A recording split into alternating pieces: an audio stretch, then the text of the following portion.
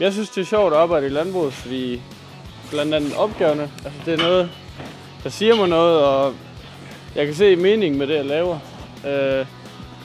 Og så udviklingen synes jeg også er fed. Se, altså, hvis du giver det en ekstra skalle med en skraber, så kan du se det inde på tallene fra Arla. Rasmus skal være årets kvægelev, fordi han er en god ambassadør for landbruget. Han er socialt godt engageret med sine medarbejdere og sine landbrugsskolekammerater.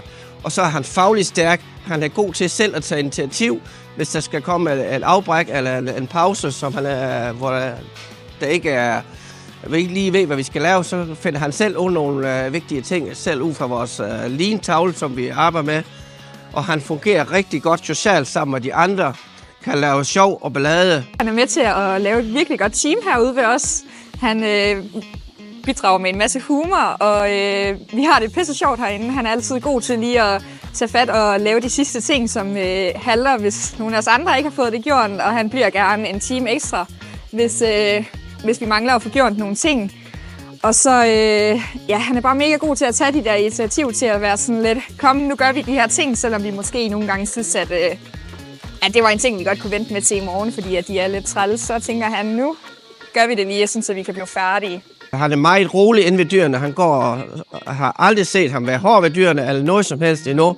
Og han kan køre med de fleste maskiner, vi har. Folk kan sige alle sammen, måske er det endda bedre end chefen selv.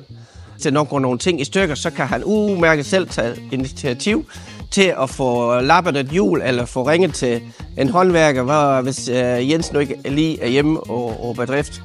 Så det er bare rigtig dejligt at have Rasmus ansat som elev. Han er en god ambassadør inden for kvæglandbruget på grund af den måde, at han er med til at bringe teamet sammen bare herude, men også hvordan han gør det andre steder. Og sådan, man kan også se det, når vi er ude til arrangementer, hvordan han viser sig frem og stiller spørgsmål og viser sig nysgerrig på landbruget. Rasmus er en rigtig god ambassadør for landbruget. Jeg forstår på den måde, at han fungerer rigtig godt socialt og ude blandt sine landbrugsskolekammerater. Så når vi skal installere og dække stak til, så lynhurtigt så har Rasmus stavlet et tæskehold på benene med, at de skal komme og hjælpe at dække stak til. Og det er bare super dejligt, når der kommer sådan en flok unge mennesker og hjælper at dække stak til. Jamen nu har jeg jo et halvt år tilbage her, så kunne jeg godt tænke mig at prøve at komme til udlandet. Prøve noget større, måske noget med 10.000 køer og en masse hektar.